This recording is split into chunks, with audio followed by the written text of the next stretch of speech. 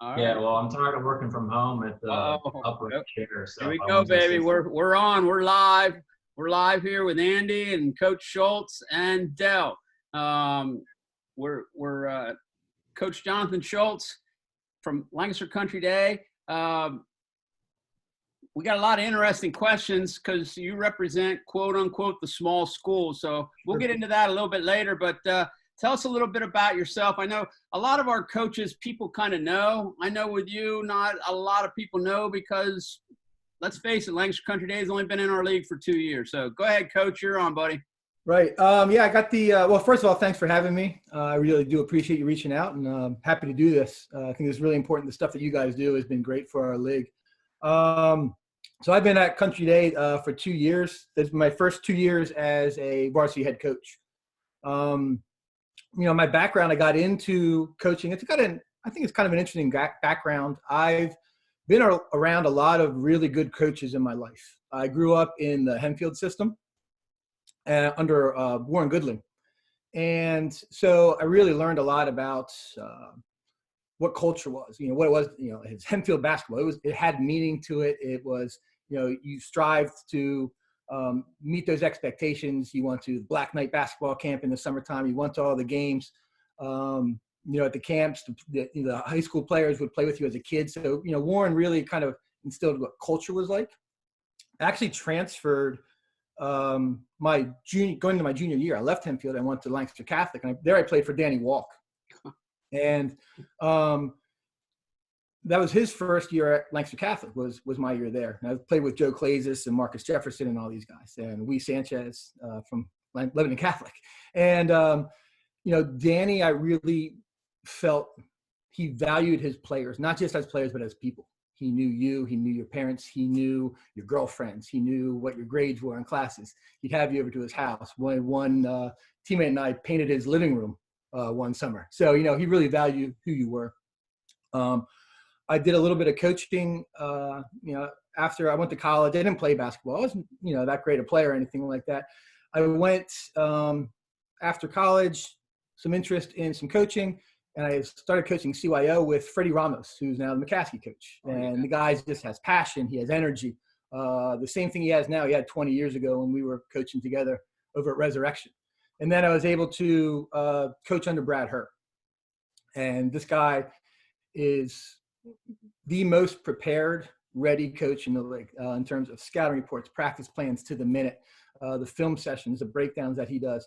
So, I just felt I've always been around these guys. That's really great leaders and mentors. And I was able to kind of take what I've gotten from them, and I was able to fortunately get the job over at Country Day. And that's where I came from. I'll tell you what, Coach, that's just like a who's who of basketball there. I mean, it's like, just luck. We got Goodling helping us with the audio on our live stream, and Coach Walk's been good with us, and I've known him for a long time, back Sure. when he was at Catholic, and it's just amazing. And now, one thing, if you're in contact with Coach Herr, you tell him that we want him on the Zoom. He doesn't answer. Good luck with that one. Want him, I'll do the best. I'll do what I can do. I'm in contact with him a lot. Oh man, he has one of the few guys. He has a great sense of humor. I mean, he's a great guy. He's a great guy. Unbelievable. And I agree with you as far as his preparation. And sometimes we're based on what we've done recently, but I know from start to finish, he's had some really, really good teams, and he's kind of building it again at this point, I think. Yes. He always will. And when we won at Country Day, when we won that district title, one of the players from that team, Luke Wallen, great player, one of the things he said after the season was, we were never more prepared. Every game we were ready to go. And I told Brad that. I said, your fingerprints are all over this district title that we won. That's because nice. I learned that from him. Yeah, that's great. Hey, I'm going to turn it over to Andy, see what he's got for you. Cool. Yes, you're right. I mean, you mentioned a who's who of everybody in the league. I mean, Coach Walk has 2 former players on here apparently, because I played for him at Warwick. So that's ironic. And I think the reason we can't get Coach Herr on here is because he's preparing his next stand-up routine. So I think that's why we can't get him. Hey, Coach, one thing I wanted to ask you, you already went over your background. And for those of for those of you that didn't know before you just mentioned it, you did come from CV. So I want to go back a couple of years with you when Country Day was officially adopted into the league. I know for myself, and I think a lot of other people that had a vested interest in the LL League, Octorara was a slam dunk. I mean, just on their basketball prowess alone, but a full-time member in every single sport. And it was kind of like, oh yeah, Country Day's in there too, but like we really don't know what to think about them. So I'm just curious, what was your initial gut, visceral reaction when not knowing that you would someday wear the LCD colors? What was kind of your reaction as an LL guy of having Country Day enter into the fold? I thought it's an interesting thing. Lancaster Country Day, to me, I live pretty close to the school, so I was aware of it. I know a lot of people don't even know where Lancaster Country Day is, or didn't anyway, prior to this, somewhere in the county, but no one really knew where it was. And I knew some people that were involved in the program over there, here and there, so I knew things about it. I was a little surprised because it is such a small school, and when you think of the LL League, you think of McCaskey, you think of Lebanon, you think of the big boys. And so, to see where it could fit in, it was tough to picture, to be honest. But now that I've been there and I got to know the kids and the way that the system is set up, and there's a top-notch athletic director over there in Zach Kraft, and training facilities, it's no surprise that we're able to be in there and be pretty competitive. A little surprised, absolutely. I think everybody was putting in such a small school in the LL League, but then I think it's going to work out. Yeah, and you already mentioned that too. Kraft came over with you from CV. So now that you guys have been in it really from the start of this LL chapter for LCD, how do you think the school in general is reacting to this brave new world? I think people are they're on board with at the school in terms of the administration. Anything that we've asked for, that we think we need as a program, we've gotten. I think they didn't just. I don't think the Country Day just said, "Hey, let's get in the league," just to say that we're in the league. They got in and they're invested in the league. They want to be successful. And in my 2 years there, it's showing that they're putting in the time and the effort and the energy to make us relevant. So not just to be a stepping stone for other schools to, get 2 wins every year, but we're going to be competitive. I think that they're here to stay. Yeah, for sure. So let's get to the elephant in the room. I was telling Kraft this when I saw you guys over at County Christian this year. I said, I'm your guys' beat reporter for the year, and my record was a whopping 0-4 with you guys. So with that kind of luck, I'm sure the signal's going to drop tonight or something like that. So I apologize in advance for coming 4 times and being the bearer of bad news, I guess. But what do you make of the 19-20 year coming off of the school's first district championship, getting there the year before? I mean, now that you've had a chance a lot longer than a lot of us would like to decompress and take everything in, what do you think of the season that was? Because I'll admit, you guys were flirting with that playoff bubble all year long in 1A, and whatever you guys were going to be if you got in was going to be wildly underseeded. Like, you might have been a 10, but you easily, from the teams I saw in single A, were legitimately in the top 2 or 3 if you would have gotten in. So, I mean, season of ifs, but what do you think? I'll tell you this right now. I was at the single A district final game up in Hershey, the Mount Calvary and Halifax, and I was watching it. And in my mind, it's still in my mind, there's an alternate universe where we're in that game. There really is, where things could have gone differently for us. It really could have. I think going into this year, we had an identity. We were going to be big, and we were big. We had a 6'5" center. We had a 6'3" power forward, 6'5" center. Greg Mizzi was a senior. Luke Foreman, big, strong 6'3" forward. Lance Lennon, 6'3" guard combo forward. And that was going to be our identity. And we had injury after injury after injury this year. Luke got hurt preseason, missed the first 5 games. Greg got plantar fasciitis, missed the last 9 or 10 games, played some games, but was just, he did what he could do. He's a big kid that struggled to work there. Lance no one really knew, played through injury all year, and then he got a concussion, missed the last 5 games of the year. So we lost our identity through the season. I will say that. We were a very young team. The district final team that we had 8 seniors, 5 of them, 6 of them heavy in the rotation. And so that season, that was about winning that district title. And so this past one, it was starting to, what's our identity going to be going forward?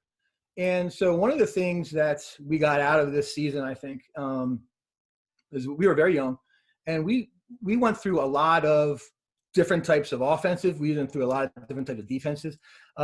We had some dribble drives. It was basketball 101 for a lot of these kids. We started a freshman and 4 sophomores throughout the season. They were heavy in our rotation, a couple juniors, some dribble drive stuff. We ran some motion offense. We were running flex at the end of the year, running some high-low stuff to just kind of figure out what is our identity going to be moving forward. So it was like, trying this, trying that, running out some zone defenses. These are pretty smart kids that we had over Country Day. They picked stuff up quickly. And, I think as the season was going on, we were figuring out what was working. We just weren't getting over that hump. I always like to say that I felt that our team this year, we were a good hockey team. We had 3 good periods.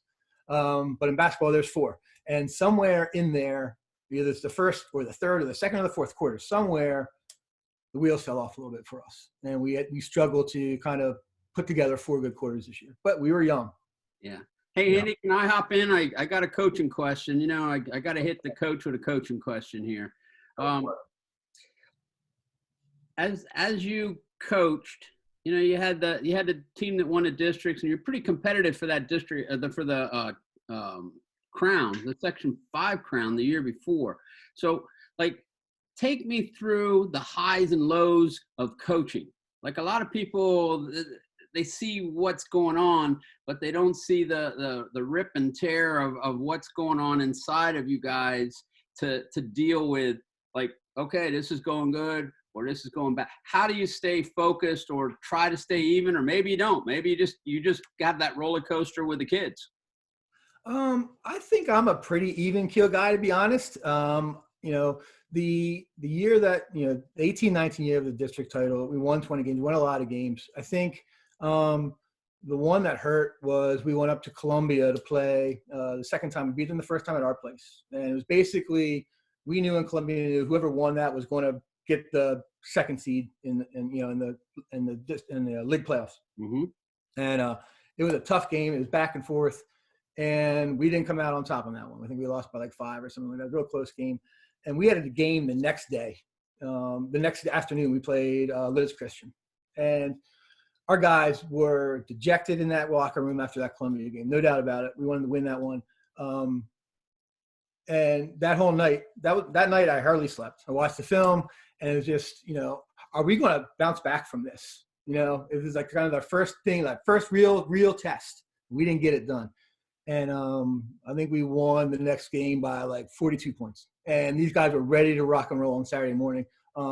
They threw that game out. They moved ahead, and that from there on, it was all highs. So we have to have a lot of perspective of what we're looking at. We lost in our state game to Faith Christian, really good team. Played them tough. They had 3 Division III basketball players on that roster. Again, upset by that. And that one, it stung a lot because I thought we could have got that one. But now, looking back on it now, the thrill of getting there, I think it supersedes, that loss. Mm-hmm. And you get it from the kids too. And we don't want to get too high. We don't want to get too low. When wins come, I tell the kids in the locker room, celebrate it here.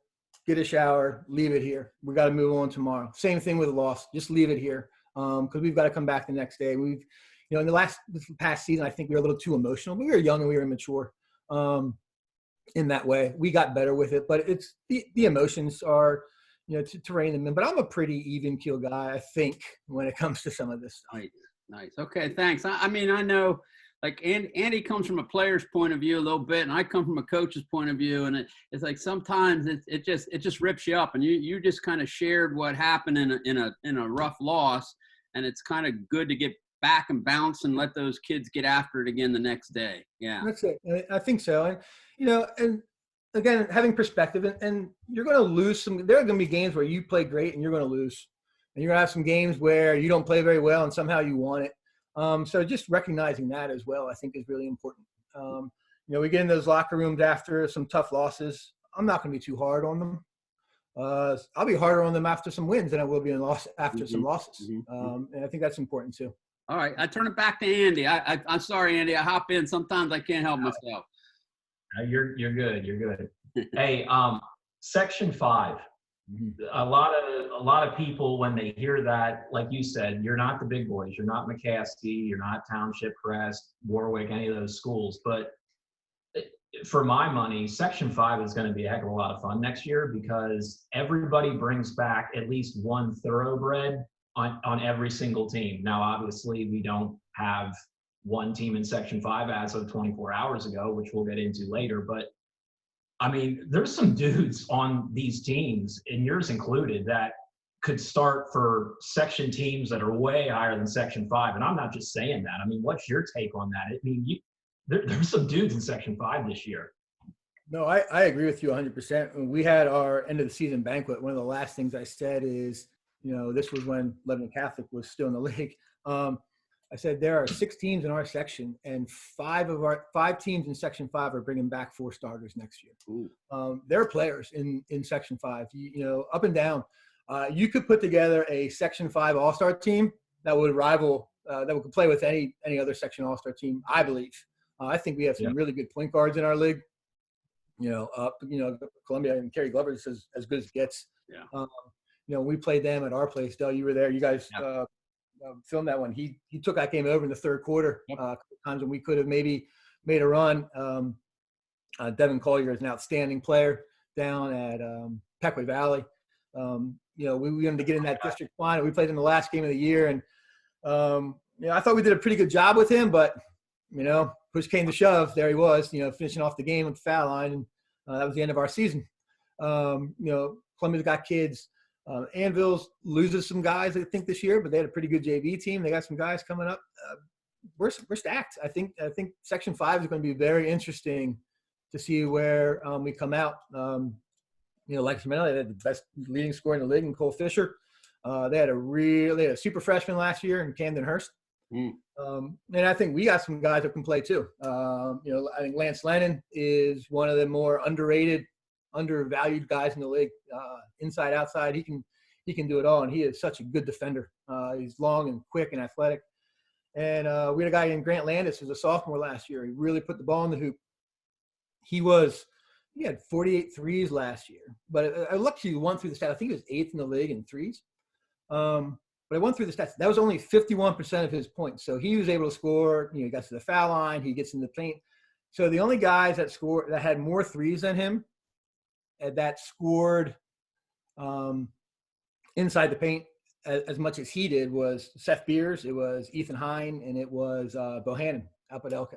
So nice company. Nice company. Soon, though, but this kid can play. Yeah.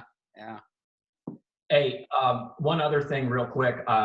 We already talked about Lebanon Catholic being a private school, but you guys are also private. And I've always wanted to ask you, a coach in your situation at a private school, but particularly you guys, because just to give an example out there, I work in Wyomissing, and you guys have 2 monster billboards along 222 advertising to come to the school, including one at the Berkshire Mall where I get off. So you guys are clearly advertising a wide array of, not just in the county.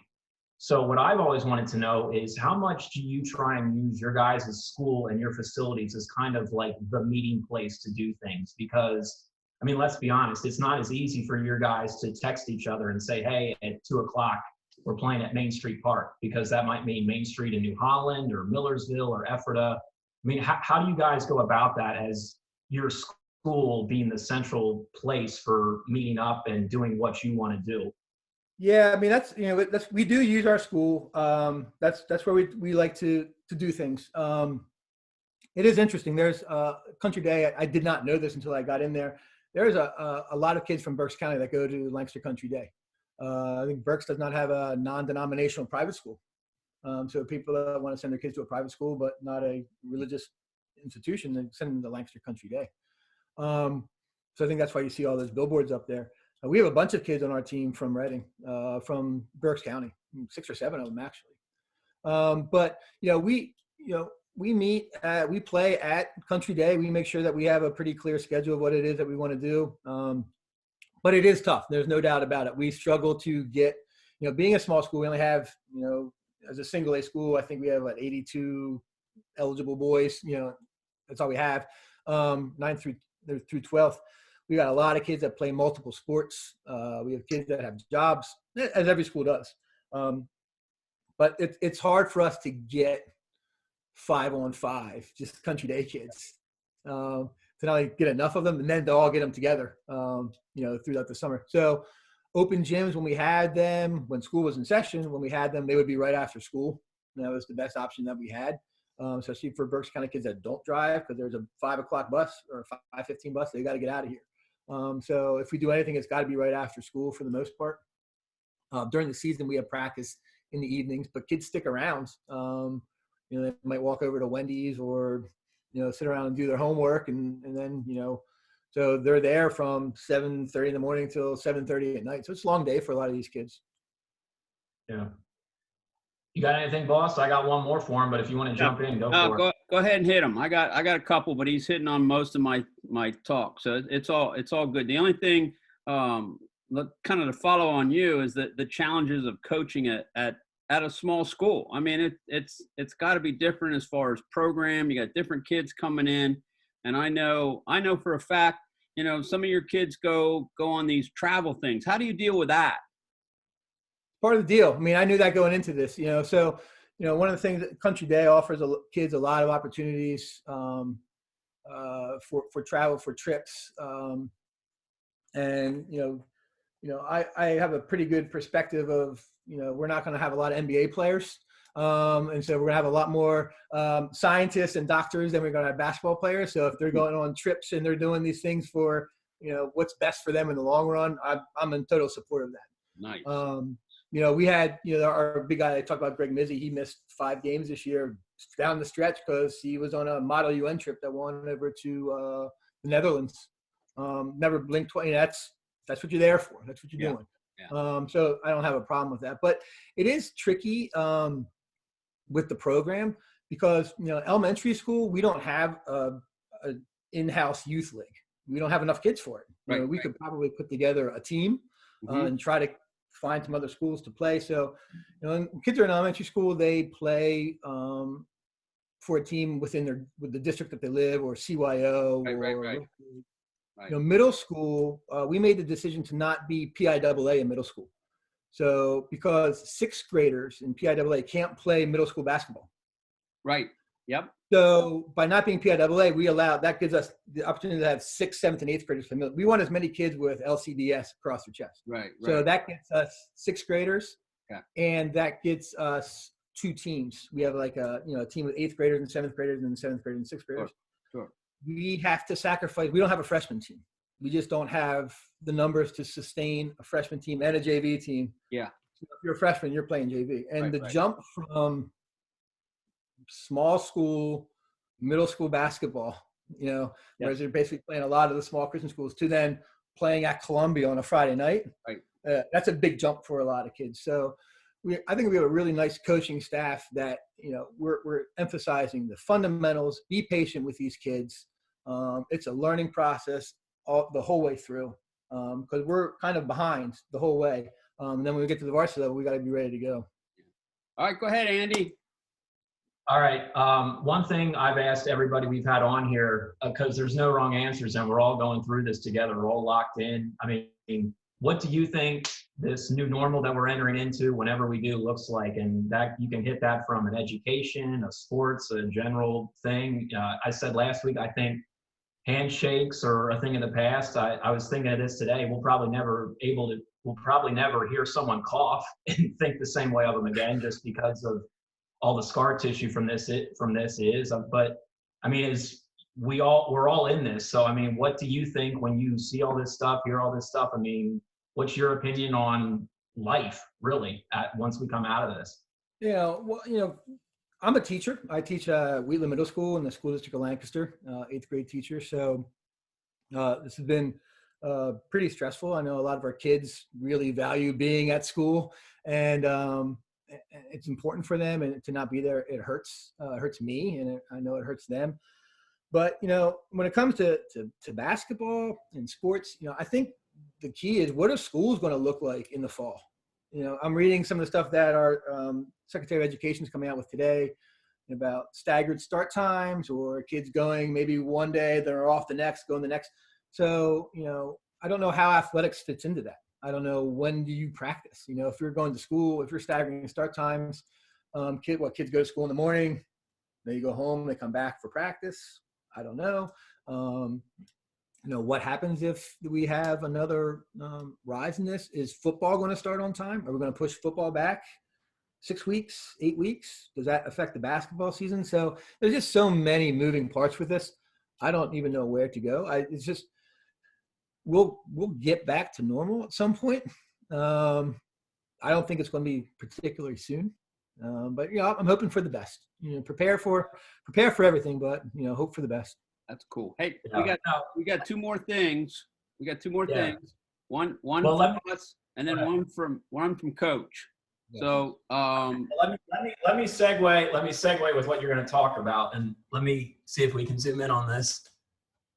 Can you see that? Oh, I see it. It's a beaver. There you go. All Yeah, right. so who would have thought? No, wait. I mean, this is the first time you covered Country Day 4 times, and you don't have Country Day gear. It's just honor Catholic Day. If he comes to a game and we win, I will give him a T-shirt. Hold on. I was told I'm allowed to get free racquetball lessons, so I will for sure take Kraft up on Squash. that. You don't have to. Not racquetball, it's squash. Well, excuse me. No, that's a big difference. It's fun. Right. It must be. Yeah. But no, go ahead, boss man. I mean, who would have thought as of 24 hours ago this would have been a collector's item? Yeah. Well, I'll tell you what, we're running a little bit short on time. We got 9 minutes, so I want to get Coach real quick on Lebanon Catholic thoughts, and then he's got something for us. I can't wait. We got to get it in. Go ahead, Coach. Real quick on Lebanon Catholic. I saw that actually. It's very disappointing. Several levels. Obviously, Lebanon Catholic and Lancaster Country Day were the only single A schools in the LL League. So now we're the only one. So we're definitely the smallest by a large margin, actually. It was upsetting. That's for me personally, and as covering number one personally, Sanchez, the coach there, is a very good friend of mine. I heard for him. I know he's put his heart and soul into that program, and then just kind of it's over just like that. So I reached out to him last night just to let him know if he never needs anything. That's tough to hear, and I can't imagine what that would feel like, to be honest.